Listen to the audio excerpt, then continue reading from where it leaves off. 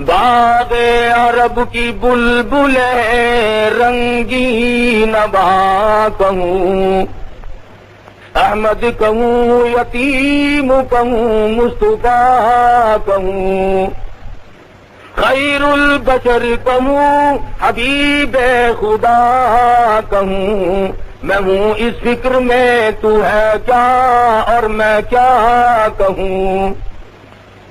لوگ کہتے ہیں کہ حضرت موسیٰ کلیم ہے، تو وہ ہے کہ رتبہ تیرا سب سے عظیم ہے۔ معزز سامعین، محترم بزرگوں، عزیز دوستو، قرآن کریم کی چند آیات حدیث پاک میں سے حضور اکرم صلی اللہ علیہ وسلم کے چند ارشادات تلاوت کیے۔ اللہ پاک سے دعا فرماؤ خدا بند ذوالجلال مجھے ان آیتوں کا اور ان حدیثوں کا صحیح ترجمہ عرض کرنے کی توفیق عطا فرمائے، اور ہم سب مسلمانوں کو سچا مسلمان پکا دیندار بنائے، اعمال صالحہ اخلاق حسنہ کی توفیق عطا فرمائے۔ الہ العالمین ہم سب گناہگار سے آکار ہے، اپنے کرم و فضل سے معاف فرما، ہم سب کے بگڑتے ہوئے حالات کو بہتر فرما۔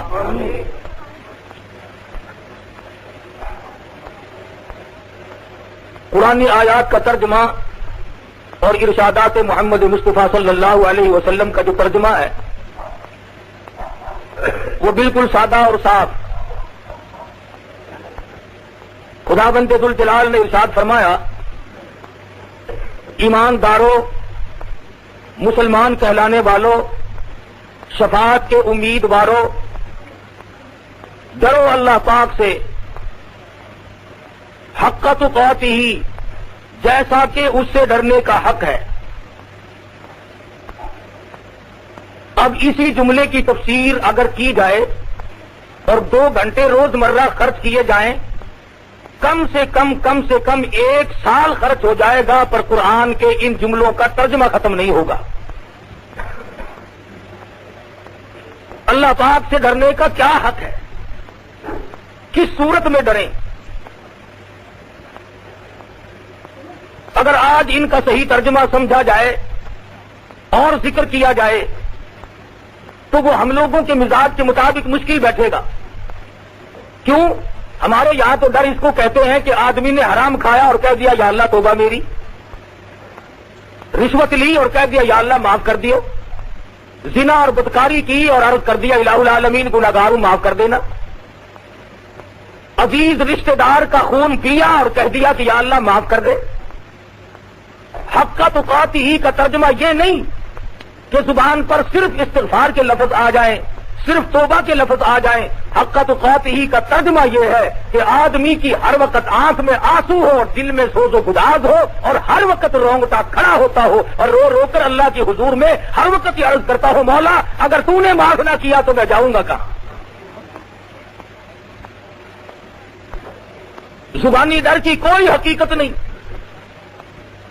ایک آدمی ڈرتا بھی جاتا ہے اور وہ بے ایمانی بھی کرتا جاتا ہے، اپنے آپ کو ڈرنے والا بھی سمجھتا ہے اور پھر ملاوٹ کر رہا ہے، لوگوں کو فریب دیتا ہے، دھوکہ اور دجل اور فریب سے کمائی کرتا ہے۔ آج ان مسائل کو مولوی جان کے تو نہیں کہتے، اسی لیے نہیں کہتے کہ لوگ بگڑتے ہیں۔ پھر لو جی مولانا اور مسئلے سارے چھوڑ کر مولوی صاحب کو چاہیے تو یہ تھا کہ صلاۃ التسبیح کے فضائل بیان کرتے، سبحان اللہ کا ثواب بتلاتے، الحمدللہ کا ثواب بتلاتے، اللہ اکبر کا ثواب بتلاتے، ملاوٹ پہ آ کھڑے ہوئے۔ تاجر تو ہم سے یوں ناراض ہو گئے، اور ہم نے رشوت کا نام لیا نہیں اور افسروں کے سر میں کھجلی اٹھی نہیں، وہ یوں ناراض ہو جاتے کہ تم اور سب کچھ کہو پر رشوت کا نام کیوں لیتے ہو؟ ہم نماز کی فضیلت، روزے کی فضیلت، قرآن کریم کی فضیلت بیان کرتے رہے، چوری کا نام لیا نہیں، اور جو چوری کرتے ہیں ان کے دماغ میں فوراً خرخشی مچتی ہے۔ اسی طرح سے جب ہم یہ کہیں کہ صاحب کسی کی بہو بیٹی کو تارنا غلط ہے، ناجائز ہے، حرام ہے، تو وہ کہتے ہیں کہ صاحب مولانا لوگ مسجد میں بیٹھے رہتے ہیں، انہیں کیا قدر ہے حسن کی؟ تو پھر میرے دوست بیان کیا کیا جائے؟ قرآن کریم نے ان تمام چیزوں کو تفصیل کے ساتھ بیان فرمایا، اور جب تک ہم ان تمام چیزوں کو چھوڑ نہ دیں اس وقت تک مسلمان کہلانے کے حقدار نہیں۔ کیوں؟ اس وجہ سے محمد مصطفیٰ صلی اللہ تعالی علیہ وسلم نے ارشاد فرمایا جو اسلام کی حرام کردہ چیز کو حرام نہیں سمجھتا، حلال کردہ چیز کو حلال نہیں جانتا، سرکار مدینہ فرماتے ہیں فلیس منا، وہ میری امت سے خارج ہے۔ ایک حدیث پاک میں ہے، فرمایا نبی کریم صلی اللہ تعالی علیہ وسلم نے، صحابی نے پوچھا یا رسول اللہ میرے ماں باپ آپ پہ قربان ہو جائیں، عرض کرنے لگا آپ ارشاد فرماؤ قیامت کب آئے گی؟ سرکار مدینہ صلی اللہ علیہ وسلم نے جواب میں ارشاد فرمایا جب ہر گھر سے کنجری کی آواز آنے لگے۔ میں جب دورہ پڑتا تھا اور یہ حدیث سامنے آئی تو میں نے استاد سے جھگڑا کیا کافی دیر تک کہ حضرت شریف خاندان دنیا میں ہے، سعادت مند عورتیں ہیں، گھر گھر سے کنجری کی آواز کیسے آ جائے گی؟ لیکن آج کے حالات نے ثابت کر دیا، گھر میں شریف ذاتی بیٹھی ہو، کتنا ہی خاندان اونچا ہو، کیسے ہی نیک وقت لوگ رہتے ہو، پر گھر میں ریڈیو رکھا ہے، ہر گھر سے کنجری کی آواز آج آ رہی ہے کہ نہیں؟ امام الانبیاء محبوب کبریا حضرت محمد مصطفیٰ صلی اللہ تعالی علیہ وسلم کا ارشاد پورا ہو گیا۔ پہاڑ اپنی جگہ سے ٹل سکتے ہیں، زمین اپنی جگہ سے ہل سکتی ہے، یہ آسمان کے ستارے چاند ٹوٹ سکتے ہیں، پر کالی کملی والے کا فرمان غلط نہیں ہو سکتا۔ حضور مدنی کریم صلی اللہ تعالی علیہ وسلم نے ارشاد فرمایا جب لوگ گناہ کو گناہ نہ سمجھیں، جب برائی کو برائی نہ سمجھیں، جب لوگوں کے دلوں سے برائی کی برائی نکل جائے، سرکار مدینہ نے ارشاد فرمایا پھر انتظار کرو قیامت کی گھنٹی کا۔ آج آپ دیکھ لیں کس قدر ہم میں اظہار ہے، بسوں کے ایکسیڈنٹ ہو جاتے ہیں، لوگ مرنے والوں کے منہ میں پانی بعد میں ڈالتے ہیں، پہلے ان کی جیبوں کی تلاشی لی جاتی ہے۔ مرنے والے مر رہے ہیں، خون بہ رہا ہے، ہائے ہائے ہو رہی ہے، پر مسلمان لوگ ان کی گھڑیاں کھولنے میں مصروف ہے، عورتوں کی بالیاں نکالنے میں مصروف ہے، اور جو اتنے بڑے ظالم لوگ بن گئے ہو انہیں اطمینان کیسے ملے گا، انہیں سکون کیسے حاصل ہوگا؟ جو ایسے وقت میں بھی چوری سے دوسرے کا مال لوٹنے سے باز نہ آئے، وہ کب حرام و حلال کی پہچان کر سکتے ہیں؟ اس لیے خدا بند ذوالجلال نے ارشاد فرما دیا وقت آئے گا میں تم سے ایک ایک کو کھڑا کر کے ساری زندگی کے بارے میں اس طرح سے باز پرس کروں گا کہ تم وہاں سے ہلنے نہ پاؤ گے۔ آج دین کا لوگوں نے مذاق اڑا رکھا ہے، اسلام کا تمسخر بنایا ہوا ہے، قرآن مجید کی عظمت کو لوگ کسی طرح سے بھی دلوں میں جگہ دینے کو تیار نہیں۔ اتنی بڑی بے ایمانی کرنی تو ٹھیک نہیں، کچھ تو انصاف کرو۔ تم اپنے معاملات میں غور کر کے دیکھو، عورت کو زندہ خامن چاہیے، خامن کو زندہ عورت چاہیے، اولاد کو زندہ ماں باپ چاہیے، ماں باپ کو زندہ اولاد چاہیے، مکان زندوں کے لیے، دکان زندوں کے لیے، ریل گاڑی موٹر ہوائی جہاز زندوں کے لیے، سبزی ترکاری کھانا پکانا، یہ تمام چیزیں زندوں کے لیے۔ اور مسلمانوں انصاف کرو، ساری چیزیں زندوں کے لیے، پر اللہ کے قرآن کو تم نے مردوں کے سپرد کر دیا۔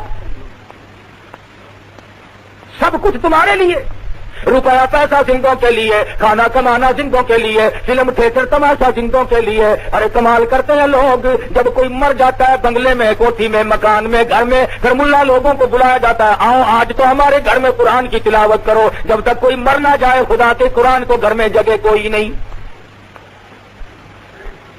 اور میں تمہیں صاف ذمہ داری سے بتلاتا ہوں، کوئی مائی کا لال حدیث کی کتابوں میں اس کی تردید نہیں کر سکتا۔ میں قسم کھا کر کہتا ہوں قرآن مجید بھی اللہ نے زندوں کے لیے بھیجا، مردوں کے لیے نہیں۔ نزول مقصد قرآن مردوں کے لیے نہیں۔ میں یہ نہیں کہتا کہ اگر کوئی پڑھ کے بخشے تو ثواب نہیں پہنچتا، اتنی بات ضرور کہوں گا کہ جو پڑھ کر بخشے گا ثواب پہنچ جائے گا، بیچ میں مولوی کی مہر لگوانا ضروری نہیں۔ آپ کو کیا پتا آج خدا جانے کتنے ملا جلاب لیتے پھر رہے کہ کل کو لوگوں کے یہاں کنڈے ہیں زیادہ سے زیادہ رگڑنے۔ www.shahideislam.com مہنگائی کا دور ہے بابا، سبزی نہیں بن پڑتی اور کہاں حلوہ پوری، سبحان اللہ۔ اور اگر کوئی یہ پوچھ لے کہ کہاں موجود ہے یہ ساری چیزیں، ہم نے کہا لکڑی آرے کی کتاب میں ہے، نہ بخاری شریف میں، نہ مسلم شریف میں، نہ ترمذی شریف میں، حدیث کی کتاب میں، کسی تفسیر میں، کسی بزرگ کے واقعے میں خواجہ معین الدین چشتی اجمیری رحمۃ اللہ علیہ نے نہیں فرمایا، علامہ شیخ عبد القادر جیلانی پیران پیر رحمۃ اللہ علیہ نے نہیں فرمایا، کسی امام نے نہیں فرمایا۔ فرمایا کس نے؟ جس کو حلوہ روز نہیں ملتا انہوں نے کہا آج کا دن تو کنڈا کر کے دکھاؤ۔ ہمارے پاس کیا رہ گیا؟ یا رسم رہ گئی یا بے ایمانی رہ گئی۔ حلال کی روٹی مشکل، او لوگوں، اس وقت تم مرتے وقت ایمان کی امید کیسے لگائے بیٹھے ہو جب لوگ سود کو منافع کہہ کر کے کھاتے ہو؟ کتے کو اگر بکری سمجھ کر کوئی آدمی حلال کر لے تو وہ حلال نہیں ہوتا، ذبح کر لے تو حلال نہیں ہو جاتا، وہ کتا ہی رہے گا۔ جو آئے اس کو کہو میاں یہ بکری ہے، کہ نہیں نہیں کتا ہے، کہ واہ واہ میں تو اس کو بکری سمجھتا ہوں۔ منافع الگ چیز ہے، سود الگ چیز ہے، سود کو منافع نہیں کہا جا سکتا۔ پر آج مسلمانوں پہ تو راہیں بڑی کھلی ہوئی ہیں، جو چاہیں کر لیں، جو ان کے جی میں آئے وہی کر گزریں، نہ موت کا غم ہے نہ قبر کا فکر ہے۔ وہ ایک امیر آدمی تھا، اس کا کتا مر گیا تو وہ رونے لگا ہوں کر کے، تو پڑوسیوں نے کہا کہ کتا ہی تو مر گیا، روتا کیوں ہے؟ اور کتا خرید لے کہیں سے، کتے ہزاروں پھرتے ہیں۔ تو کہنے لگا میں کتے کو نہیں روتا، کہ اور کہ رونا اس بات کا ہے کہ اسرائیل نے گھر دیکھ لیا، وہ پھر بھی آئے گا ہلا ہلا کبھی نہ کبھی۔ تو چاہے جتنی صورت بناؤ، موت سے کسی کو مفر نہیں۔ امیر غریب پیر مولوی وزیر بادشاہ صدر ملازم افسر تمام کی موت آئے، اور اس کے لیے تیاری کی ضرورت ہے۔ اگر اس کے لیے کوئی پروگرام نہیں تو مصیبتیں آئیں گی۔ علماء اکرام رحمہم اللہ علیہ مجمعین نے لکھا ہے، ارے موت تو ایسی ہونی چاہیے۔ نبی کریم صلی اللہ علیہ وسلم کا صحابی ہے، دیوانہ پروانہ زیاد بن سکن ہے، جنگ میں شریک ہوا، جہاد میں شریک ہو گیا، جہاد فی سبیل اللہ صحابہ اکرام کرتے تھے۔ بھوک کی وجہ سے چاہے کتنی تکلیف آتی تھی پھر بھی کبھی گریز نہ کرتے تھے، اور اپنے آپ کو کبھی پیچھے چھپا کر صحابہ اکرام نے نہیں رکھا۔ جنگ ختم ہوا، جہاد ختم ہوا، صحابہ اکرام واپس آ گئے، شہید ہوئے، انہیں بھی لے آئے۔ مدنی کریم صلی اللہ علیہ وسلم بار بار پوچھتے ہیں، او لوگوں، اس صحابی کا کتنا اونچا مقدر ہوگا جس کو کالی کملی والے بار بار یاد فرما رہے ہیں۔ فرمایا زیاد بن سکن کہاں ہے؟ غازیوں میں نہیں، زخمیوں میں نہیں، شہیدوں میں نہیں، ملتا نہیں۔ صحابہ اکرام بار بار جاتے ہیں، مجھے آجارت کر دیتے ہیں، ہمیں کہیں نظر نہیں پڑتے۔ مدنی کریم صلی اللہ علیہ وسلم نے ارشاد فرمایا، جاؤ پہاڑ پہ کھڑے ہو کر دو صحابی آواز لگاؤ، زیاد بن سکن تم کہاں ہو؟ تجھے کالی کملی والے یاد فرما رہے ہیں۔ دھیمی دھیمی سی آواز آئی، دھیرے دھیرے سے ایک غار میں سے آواز آئی، کہنے لگا میں چلنے پہ قادر نہیں، میں آنے پہ قادر نہیں، چل نہیں سکتا، شدید زخمی ہوں، تم جلدی کرو میرے پاس آ جاؤ۔ صحابہ دوڑے دوڑے جا پہنچے اور کہنے لگا جلدی کرو، مجھے اٹھا کر دوڑ کے لے کے چلو۔ کیوں کیا بات ہے؟ کہتا ہے میری ایک تمنا ہے، میری ایک آرزو ہے، میری ایک حسرت ہے، میں چاہتا ہوں وہ پوری ہو جائے۔ صحابہ اکرام اٹھا کر لیے چلے جا رہے ہیں، مدنی کریم کے قریب آ پہنچے۔ صحابہ اکرام نے پوچھا بتلا تو دے تیری کیا تمنا ہے، کیا تیری آرزو ہے؟ کہنے لگا لوگوں ساری عمر دعا مانگی، الہی آخری وقت ہو، میری نظر ہو اور محمد مصطفیٰ کا رخ انور ہو، ایسی صورت میں میری موت آئے۔ صحابی کو اٹھا کر صحابہ اکرام دوڑے دوڑے تشریف لائے، اور مدنی کریم صلی اللہ علیہ وسلم نے دیکھ کر جولی پھیلا دی، رحمت والی گود میں صحابی کا سر رکھ لیا، حضور کی آنکھوں میں آنسو آ گئے۔ 100 کے قریب تلواروں تیروں کے زخم ہے، سر سے پاؤں تک زخمی ہے۔ مدنی کریم کے چہرے انور پہ نظر ڈال کر مسکرانے لگا۔ آپ نے فرمایا کیا بات ہے زیاد بن سکن کیوں مسکرائے؟ عرض کیا میرے آقا آج عمر بھر کی تمنا پوری ہوئی، میری آرزو پوری ہوئی، آج خوشی نہ مناؤں تو اور کیا کروں؟ میری زندگی کے آخری لمحات آپ کے دیدار میں گزر رہے ہیں۔ کیوں؟ اس لیے میں تو ساری عمر اسی تمنا میں لگا رہا، جہاد کی تمنا کرتا تھا، اللہ نے زخمی جہاد میں کیا، اور موت کے لیے آپ کی رحمت والی گود مجھے عطا فرما دی۔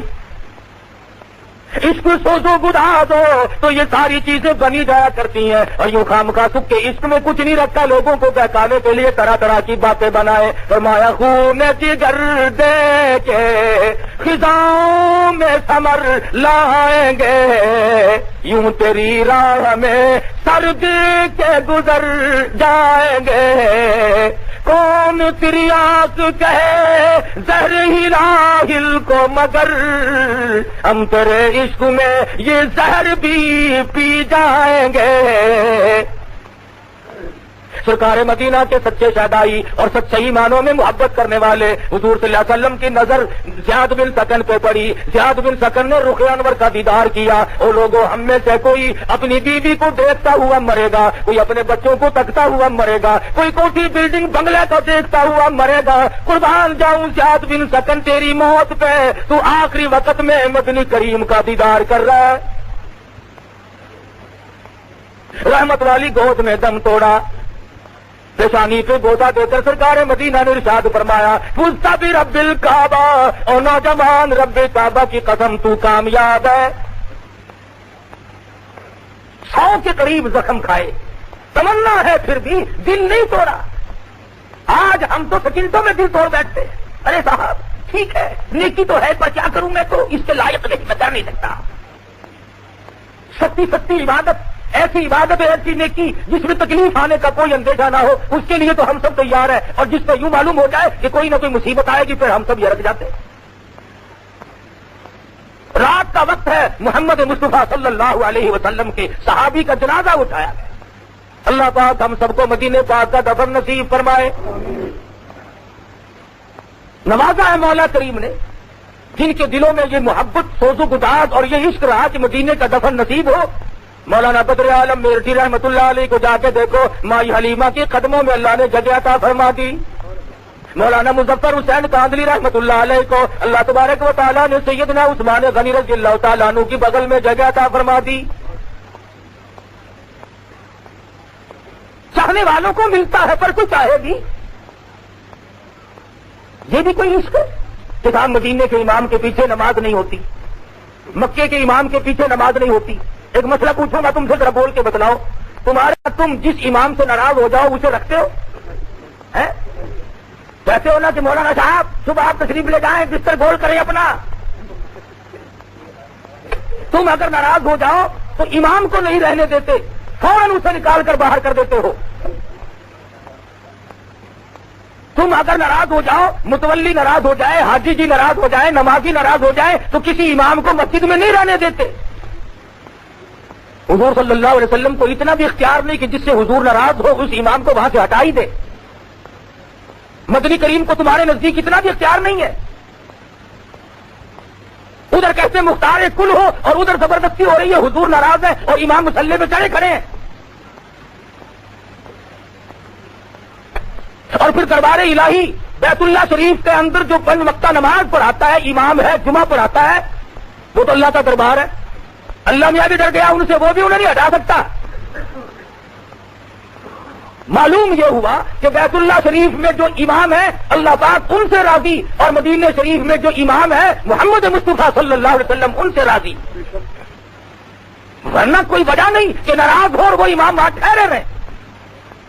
اللہ پاک نے غریب لوگوں کی ایک تمنا پوری فرمائی. کرایہ کافی بڑھ گیا, سامان کی بھی قلت ہو گئی, اب پیسہ زیادہ بڑھ گیا. اور پاکستان میں رہنے والے غریبوں, تم وہاں تو جا نہیں سکتے, لاؤ میں تمہاری اتنی سی تمنا پوری کرتا ہوں کہ مدینے کا امام آئے تم زیارت کرو, بیت اللہ شریف کا امام آئے تم زیارت کرو. اللہ نے غریب قوم کے مقدر جگائے, اور میرے جیسے مولوی فتویٰ لکھنے کھڑے ہو گئے کہ ان کے پیچھے نماز پڑھنی حرام ہے. کعبے کے امام کے پیچھے تو نماز پڑھنی حرام ہے, اور یہ جو صبح سے لے کر شام تک 50 عورتوں کو تارتے ہیں ان کے پیچھے نماز ثواب ہے. خدا جانے عقل کہاں ماری گی. اللہ پاک نے ایک تھوڑی سی جھلک دکھائی کہ بھی تم نہیں پہنچ سکتے. اور کیوں؟ حدیث پاک میں آتا فرمایا نبی کریم صلی اللہ تعالی علیہ وسلم نے, جو آدمی صبح شام حج کی تمنا کرتا ہو اور اس کے آنسو نکل جاتے ہو, ہر وقت دعائیں مانگتا ہو اور اس کوشش میں ہو کہ مجھے موقع اللہ پاک جب بھی عطا فرما دے تو میں فوراً حج کو چلا جاؤں گا, اللہ کے گھر کی زیارت کروں گا, حرم محترم میں جا کے نماز ادا کروں گا, گنبد خضرا صلی اللہ علیہ وسلم کا دیدار کروں گا, زیارت کروں گا. اور اس پاک میں آتا ہے تمنا ہے, آرزو ہے, حسرت ہے, موت آ گئی پوری نہ ہوئی. اللہ پاک ایک فرشتے کو حکم دیتے ہیں, میرے بندے نے بڑی دعائیں مانگی, بڑی تمنا کی, بڑی آرزو کی, میں نے اسے موقع نہ دیا, اور نوری فرشتے میرے اس بندے کی طرف سے جا کے تو مکمل حج ادا کر. کیونکہ اس کی آرزو ہے, اس کی حسرت تھی, اس کی تمنا تھی. تو مسئلہ کیسے ہوئے سوچنا لوگ بھول گئے کہ مسئلہ کہیں تو کس طرح سے کہے اور کیا کہیں. تو ایک آدمی آیا فتوا لینے ایک مولوی کے پاس، عورت آئی، وہ کہنے لگی کہ اس طرح سے انتقال ہو گیا، میرے خامند کا مال اب جائیداد تقسیم ہونی ہے، میرا کتنا حصہ بنے گا؟ مولوی صاحب نے فتوا دیا کہ 8واں حصہ ملے گا، باقی تیری اولاد کا۔ اس نے کہا یہ تو کام بالکل خراب ہو گیا، 8ویں حصے میں کیا کام چلے گا؟ یہ تو سب بچے کچے لے گئے سارا حصہ۔ وہ کہنے لگی مولوی صاحب نوٹ دوں گی 100 کا بندہ، کوئی بڑی کتاب میں دیکھ لیا اگر کوئی مسئلہ نکلتا ہو۔ انہوں نے لگا تو پہلے نوٹ لا پھر مسئلہ نکال دوں گا میں۔ اس نے دے دیا تو کہنے لگا ایسی کتاب میں سے نکالوں جس کا انکار کوئی نہ کر سکے، ماں اغنا عنہ مالہ و ماں کا سب، سارا ہی ماں کا ہے، ماں کو دے دو، بچوں کی ماں کو دے دو اور کسی کا کوئی حصہ نہیں۔ جب یوں مسئلے ہونے لگے پھر آپ اندازہ لگائے خیر کہاں سے آئی؟ ارے صحابہ کرام تو یہ تھے جنہوں نے دین احمد صلی اللہ علیہ وسلم کی حفاظت کے لیے، دین کی عظمت کے لیے 100 تلواروں تیروں کے زخم کھائے اور محبت اور عشق تک کی انتہا ہو گئی، مدنی کریم کی گود میں دم توڑنے کی تمنا رکھی۔ رات کا وقت ہے، جنازہ اٹھانے والے صدیق اکبر جیسے صحابی ہیں، عمر فاروق رضی اللہ تعالیٰ عنہ، عثمان غنی رضی اللہ تعالیٰ عنہ، علی مرتضی رضی اللہ تعالیٰ عنہ، بڑے بڑے جلیل القدر صحابہ ہیں۔ اور سب سے بڑی کمال کی بات یہ ہے کہ مدنی کریم صلی اللہ علیہ وسلم کے جنازے کے ساتھ ساتھ تشریف لے جا رہے ہیں۔ جس کے جنازے کے ساتھ کالی کملی والے تشریف لے جائیں، اندازہ لگاؤ اس کا مقدر کتنا اونچا۔ راستے میں چلتے چلتے سیدنا ابو ہریرہ رضی اللہ تعالی عنہ کی نظر پڑی، یہ بڑا عاشق صحابی تھا، ہر وقت مدنی کریم کی ادائیں تکتا رہتا تھا۔ اس نے دیکھا کہ مدنی کریم صلی اللہ علیہ وسلم اپنی ایڑیاں اٹھا اٹھا کر پنجوں کے بل زمین پہ چل رہے ہیں، تشریف لے جا رہے ہیں۔ قریب آیا اور عرض کرنے لگا میرے آقا پاؤں مبارک میں، قدم مبارک میں کوئی تکلیف تو نہیں؟ کیوں؟ ایڑیاں اٹھا کر آپ پنجوں کے بل انگلیوں سے چل رہے ہیں، تشریف لے جا رہی ہیں، مجھے تو خطرہ ہوا کہ کوئی تکلیف تو نہیں؟ فرمایا ابو ہریرہ تجھے علم نہیں، اس صحابی نے 100 کے قریب زخم کھا کر اللہ کی راہ میں شہادت حاصل کی، میری گود میں دم توڑا، تمنا کتنی اچھی کی، دین کی حفاظت کے لیے اپنی جان کو چھلنی کرا دیا۔ آج اس کا جنازہ پڑھنے کے لیے آسمان سے اتنے نوری فرشتے آئے ہوئے ہیں کہ پورا قدم رکھنے کی گنجائش کوئی نہیں، پورا قدم نہیں رکھا جا سکتا۔ کالی کملی والے کے صحابہ کے جنازے فرشتوں نے پڑھے، جہاں نیک لوگ بھی ہمیں نصیب نہیں، آج کے بے وضو آ کر یوں ہی کھڑے ہو جاتے ہیں اور پھر اس پہ ناز کرتے ہیں کہ صاحب اتنا بڑا مجمع تھا فلاں کے جنازے پہ، کیا عرض کیا جائے۔ یہ تو نہیں دیکھا کہ مجمع تو بڑا تھا لیکن کس قسم کے لوگوں کا مجمع تھا۔ فرض نماز نہیں پڑھتے، جمعے کی نماز پہ جاتے نہیں، اور کسی کا جنازہ ہوا خصوصاً بڑے آدمی کا تو پھر جا پہنچے صرف اس دکھانے کے لیے تاکہ لوگوں کو پتہ چل جائے کہ فلاں کے جنازے پہ میں بھی آیا تھا۔ اور بلکہ جب کسی وزیر کا جنازہ ہو، کسی بڑے افسر کا جنازہ ہو، جدھر فوٹوگرافر کھڑے ہونا اس طرف کو آگے جا کر کھڑے ہوتے ہیں، صفحے سیدھی کر لینا جی۔ ایک آدمی اور آ رہا ہے، انتظار کرو انتظار کرو تاکہ سب کو پتہ چل جائے کہ میں بھی آیا ہوں۔ ہے کتنا جنید بغدادی، تیرے آنے سے ہی بخشش ہو جائے گی بس۔ ذہنی تماشا دیکھو کہ آج نیتیں کس قدر بگڑ گئی، ہماری نیتوں میں فطور ہے۔ اگر ہماری نیتیں صحیح ہو جائیں تو یہ بات کبھی بھی نہ بنے جو اب بن رہی ہے۔ صرف تمہاری بات نہیں، پوری دنیا میں اس وقت مسلمانوں کا یہ حال ہے کہ قرآن کو ٹھکرایا اور اپنی مرضیات پہ چلے تو آج مار کھا رہے ہیں چاروں طرف۔ اب کوئی یہ ماننے والی بات ہے کہ اسرائیل کے چند بدماش یوگنڈا کے ہوائی جہاز اڈے پہ آئے اور 36 منٹ میں ان کو مار مور کر پکوڑے سے بنا کے چلے گئے؟ 36 منٹ میں سارا کھیل کھیل دیا۔ مسلمان اتنا کمزور، اتنا بزدل، اتنا گیا گزرا۔ اب تم نہیں بچتے، یاد رکھو، تیار ہو جاؤ مرنے کے لیے۔ غیرت ہمارے پاس نہ رہی، شرم و حیا ہمارے پاس نہ رہی، دیانت و امانت ہمارے پاس نہ رہی، حرام و حلال کی پہچان کر کے اس پہ عمل کرنا یہ ہمارے پاس نہیں رہا۔ اب ہمارا بچنا بڑا مشکل ہے۔ پچھلے ہفتے میں انڈونیشیا میں زلزلہ آیا، 2 گاؤں سالم کے سالم زمین میں غرق ہو گئے۔ گناہ بڑوں نے کیے، خدا جانے کتنے بچے گود میں ہوں گے، کتنے بچے پیٹ میں ہوں گے، کتنے معصوم بچے بڑوں کے گناہوں کی وجہ سے زمین میں دفن ہو گئے، غرق ہو گئے۔ ابھی 1 مہینہ نہیں ہوا، فلپائن میں زلزلہ آیا، آندھی آئی، طوفان، 1 گھنٹے میں 20,000 آدمی مر گیا۔ اب موت تھوک کے بھو آ رہی ہے اور مجال ہے ہم بدل جائیں، نہ میں بدلوں، نہ تم بدلو، نہ دکاندار بدلے، نہ حاکم بدلے، بالکل نہیں بدلنا، اور آگے کو چلیں گے. جس طرف سے ہمیں دین نے روکا ہوگا اس طرف کو اور آگے بڑھیں گے، اور آگے بڑھیں گے. صحابہ کرام تو اتنا پہرا دیتے تھے دین احمد صلی اللہ علیہ وسلم کی باتوں کا، جو مدنی کریم سے کی ارشاد میں سے مل گیا اسی پہ عمل کرتے کرتے ساری عمر گزار دی، چاہے اس میں نفع سمجھا نقصان سمجھا. علا بن حضرمی سب کہہ دو رضی اللہ تعالیٰ عنہ. 300 کے قریب صحابہ کرام کا ایک لشکر فاروق اعظم رضی اللہ تعالیٰ عنہ نے بھیجا. شام کا وقت تھا، اندھیری رات شروع ہو گئی اور قدرت خدا کی 300 اونٹ تھے، سارے چھٹ کر بھاگ گئے. جو ان پہ لگا ہوا سامان تھا وہ بھی گیا اور خود بھی گئے. اب صحابہ کرام پریشان ہیں کہ پانی کی بوند نہیں، گرمی کا موسم ہے، صبح تو دن نکلے گا، ہمارے مرنے میں تو کوئی تردد ہی نہیں رہا. پینے کو پانی نہیں، وضو کو پانی نہیں، کھانے کی کوئی چیز نہیں، تمام اونٹ یکدم بھاگ گئے. علا بن حضرمی رحمۃ اللہ رضی اللہ تعالیٰ عنہ نے رات کو اعلان کر دیا، اور لوگوں تیمم کر کے اللہ کی حضور میں نماز ادا کرو، اس کے بعد دعا مانگو مولا ہماری مشکلوں کو آسان فرما. تمام رات عبادت کی، دعا مانگی، فجر کی نماز ادا کی. جس نے نماز پڑھائی تھی اس کی نظر پڑی تھوڑی سی دور پہ، پانی دکھائی دیا.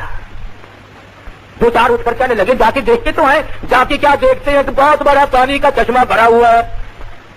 شور مٹا دیا، آ جاؤ پانی پی لو، آ جاؤ اللہ نے پانی دے دیا، آ جاؤ اللہ نے پانی دے دیا. صحابہ کرام ابھی پانی پی رہے تھے، ادھر سے کیا دیکھتے ہیں کہ 300 اونٹوں کی قطار یکدم خود بخود سامان سارا لگا ہوا پھر واپس آ گئی. اب صحابی نے کھڑے ہو کر تقریر کی اور کہا دیکھو میں تمہیں کہاں لے جانا چاہتا ہوں. دارمینیا ایک جزیرہ ہے سمندر میں، کافر لوگ اس جزیرے میں کشتیوں اور جہازوں کے ذریعے بھاگ گئے اور وہاں جا کر محفوظ ہو گئے. اب ہم نے ان پہ جا کر حملہ کرنا ہے.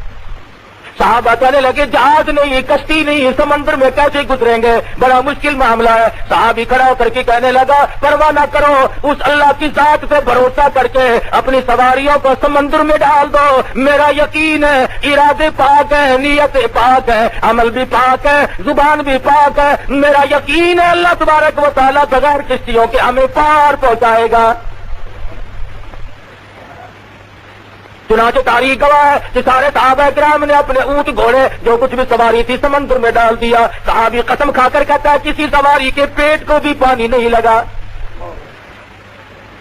دارمینیا کے سینے پہ جا کر جب حملہ کیا اندر سے نکلے اور کہنے لگے اب ہم تمہاری حکومت کو یوں ہی مان لیتے ہیں، اب ہمیں یقین ہو گیا کہ تم حق پہ ہو. ہم جہازوں کے ذریعے آئے، کشتیوں کے ذریعے آئے، ارے جن کو سمندر راستے بنا کر کے دیتا ہوں وہ حق پرست نہیں تو اور کیا ہو سکتا ہے.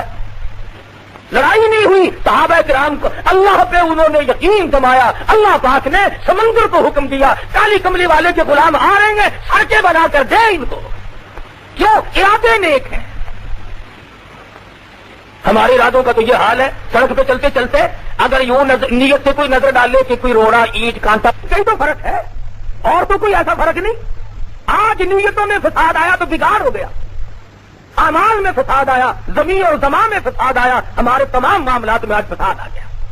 اور یہ وجہ ہے دین احمد صلی اللہ علیہ وسلم سے بغاوت. اللہ پاک نے کبھی بھی نافرمانی کرنے والوں کو معاف نہیں کیا.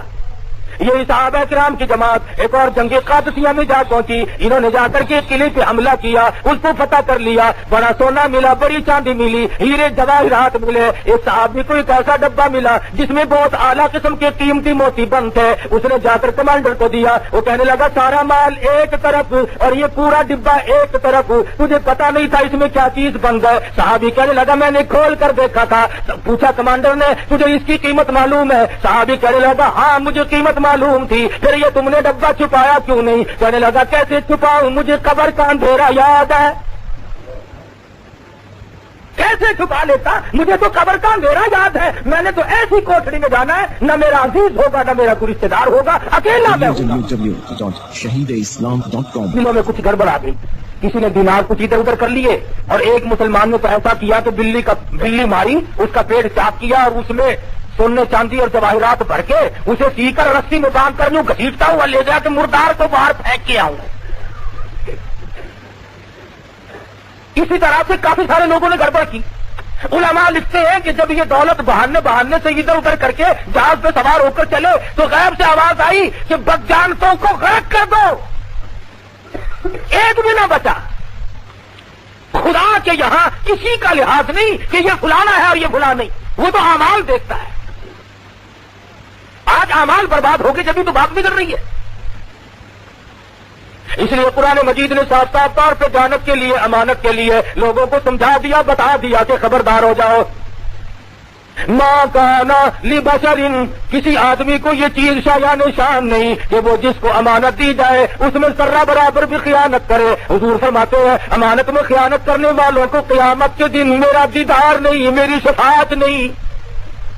اور لوگ اس وقت کھڑے ہو کر کے روئیں گے، یا لیتنی لم اتخذ فلانا خلیلا، اے کاش ہم اللہ کے سوا، نبی کے سوا کسی کو اپنا نہ سمجھتے، دنیا کے پیچھے لگ کر یوں ہی برباد ہو گئے۔ اور فرمایا وَكَمْ أَهْلَكْنَا قَبْلَهُم مِّنَ الْقُرُونِ مِن بَعْدِ نُوحٍ، میں نے کتنوں کو پہلے برباد کر دیا نوح علیہ السلام کے بعد بھی، جب لوگوں نے بدعمالی پھیلائی، بغاوت کی، دین سے، اسلام سے منہ موڑا، اللہ کے حکم کو ٹھکرایا، خداوند ذوالجلال نے ان کو ایسی سزائیں دی کہ بچانے والا کوئی نہیں۔ ارے کبھی تو لوگ ایسے تھے، حضرت اسماعیل ہیں، بزرگ ہیں، سب کہہ دو رحمت اللہ علیہ، ایک دیہاتی عربی اونٹنی پہ سوار ہو کر کے گزر رہا ہے، نورانی شکل دیکھ کر پوچھنے لگا اللہ والے تیرا کیا نام ہے؟ فرمانے لگے لوگ مجھے محمد اسماعیل کہتے ہیں۔ وہ دیہاتی کہنے لگا وہی اسماعیل جو بزرگ بڑا ولی ہے؟ فرمانے لگے ہاں وہی ہوں۔ اونٹنی سے نیچے اتر آیا اور قریب آ کر کے کہنے لگا اللہ واسطے مجھے خدا کا قرآن سنا۔ حضرت اسماعیل رحمت اللہ علیہ نے قرآن مجید سنایا، وَفِي السَّمَاءِ رِزْقُكُمْ وَمَا تُوعَدُونَ، او لوگوں تمہارا رزق آسمانوں پہ ہے، زمین پہ نہیں، وہاں سے آتا ہے۔ کہنے لگا رزق آسمان پہ ہے؟ ہاں دیکھو قرآن کہہ رہا ہے کہ میں بھی بچے کھاتا پھروں پھر یہاں۔ اسی وقت اپنی اونٹنی کو ذبح کیا، ٹکڑے کیے، لوگوں میں مفت بانٹ دیا، اور جو تلوار پاس تھی اسے توڑ کر پھینک دیا، اور یوں کہتا ہوا جنگل کی طرف نکل گیا۔ اللہ پاک نے سچ فرمایا، میرا یقین آ گیا۔ حضرت اسماعیل رحمت اللہ علیہ فرماتے ہیں کوئی 10 مہینے سال کے بعد میں حج کو گیا، میں اللہ کے گھر کا طواف کر رہا تھا، کسی نے پیچھے سے میرا کپڑا پکڑ کر کھینچ کر کہا اللہ والے اس دن جنگل میں قرآن سنایا تھا، آج دربار الہی میں سنا دے۔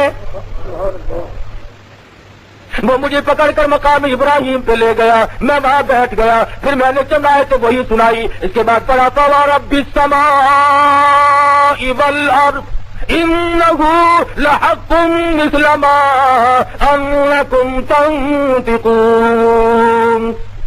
اللہ پاک زمین و آسمان کی قسم کھا کر فرماتے ہیں لوگوں میری بات پہ یقین کیا کرو۔ وہ دیہاتی کہنے لگا اللہ پاک کو قسم کھانے کی کیا ضرورت پڑی، بندوں کو یقین دلانے کے لیے مولا کریم قسمیں کھائے، ہم یقین نہ کریں۔ ایک مرتبہ ان آیتوں کو پھر پڑھو، حضرت اسماعیل نے پڑھی، دیہاتی نے چیخ ماری، مقام ابراہیم سے دھڑام سے گر کر جان دے دی۔ کبھی اللہ کا قرآن سن کر لوگوں کی روح فنا ہو جایا کرتی تھی، اب تو شرم بھی نہیں آتی، اب تو حیا بھی نہیں آتی کہ ہم خدا کے قرآن سے کتنی بغاوت کر رہے ہیں۔ مسجدوں میں قید کرو اسے بس، اس کے لیے کوئی ٹھکانہ نہیں، میرے تیرے گھر میں جگہ نہیں، عدالت مارکیٹ میں کوئی جگہ نہیں، انصاف فیصلہ کرنے کے لیے قرآن مجید کا کوئی ٹھکانہ نہیں۔ نظام مصطفیٰ سے غداری ہو رہی ہے، اللہ پاک ہمیں کب تک معاف کرے گا؟ ڈھیل دے رکھی ہے بس اسے، جب نمبر آئے گا وہ سنبھال لے گا۔ نہ وہاں سیاست چلے گی، نہ وہاں تجویز چلے گی، نہ وہاں تدبیر چلے گی۔ بڑے بڑے سیاستدان لوگ پہلے آئے، ان کی کبھی نہ چل سکی اور انہیں کوئی نہ بچا سکا۔ علماء کرام لکھتے ہیں کہ بادشاہ وقت نے اپنا میلہ لگایا ہوا ہے، گانا بجانا، شراب پینا پلانا ہو رہا ہے، ناچ گانا، گھنگروؤں کی جھنکار ہے، بڑوں بڑوں کے کان کھڑے ہو جاوے بابا، جب عورت ناچتی ہے اچھے اچھوں کا وضو ٹوٹ جاتا ہے۔ تو باہر دروازے سے کسی نے زور سے دستک دی، کھڑکا کیا، تو بادشاہ نے کہا دیکھنا کون ہے؟ اس نے جب دروازہ کھولا جا کے دیکھا تو پھٹے پرانے کپڑوں والا ایک مسکین کھڑا ہے۔ اس نے کہا دروازہ کس نے کھٹکھٹایا؟ تو میں نے۔ کیوں؟ کہ تمہارے بادشاہ سے میرا کام ہے، ملنا ہے، میں نے بادشاہ سے ملنے والا منہ دیکھو۔ کپڑے بدن کے پورے نہیں ہے، یہ بادشاہ کو ملنا چاہتا ہے، چل یہاں۔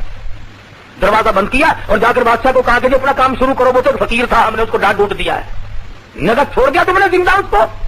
تو جی ہم نے اس کو پرے کر دیا، چکے کر دیا، دفے کر دیا، جس نے میرا مزہ بگاڑا اس کو زندہ نہیں چھوڑنا چاہیے تھا۔ چلو بھائی ساتھ شروع کرو، آواز آئے، شراب کا دور آئے۔ اس نے دوسری مرتبہ پہلی مرتبہ سے بھی زور سے دروازہ کٹکھٹایا اور چوکیدار نے آ کے جب دروازہ کھولا تو یہ چھلانگ مار کے بادشاہ کے پاس پہنچ گیا۔ نہیں تم کیوں آئے؟ میرا کام ہے، تیرے سے آیا کیا ہوئی؟ تو میں نے کہا ہے کوئی جو اس کی گردن چلتی سی کاٹ دے۔ ارے بھائی میری گردن کاٹو گے؟ میں کہا اور کس؟ تم نے تمام بچے کا بیڑا گرک کر دیا، کرکلا کر دیا سارا، جلدی گردن کاٹو اس کی۔ میں کہا میری کاٹو گے؟ میں کہا اور کس کی؟ میرا ذرا سا کام ہے، آپ سے کام میں کیا کام ہے؟ کان میں کہنے کا ہے، بس کان میں کہنے کا ہے۔ ذرا سا کان کے منہ قریب کر کے کہا میری گردن کاٹو گے؟ نے کہا کہ میں تو ملک الموت ہوں، اسرائیل ہوں میں تو، بس سنتے ہی دیکھنا جی دیکھنا اجی دیکھنا ذرا سی مہلت دو، بڑی مہربانی ہوگی۔ ابھی ان کا بدماش اب مہلت چاہتا ہے، ابھی تو گردن کاٹ رہا تھا میری، ایک سیکنڈ کی مہلت تجھے نہیں ملے گی۔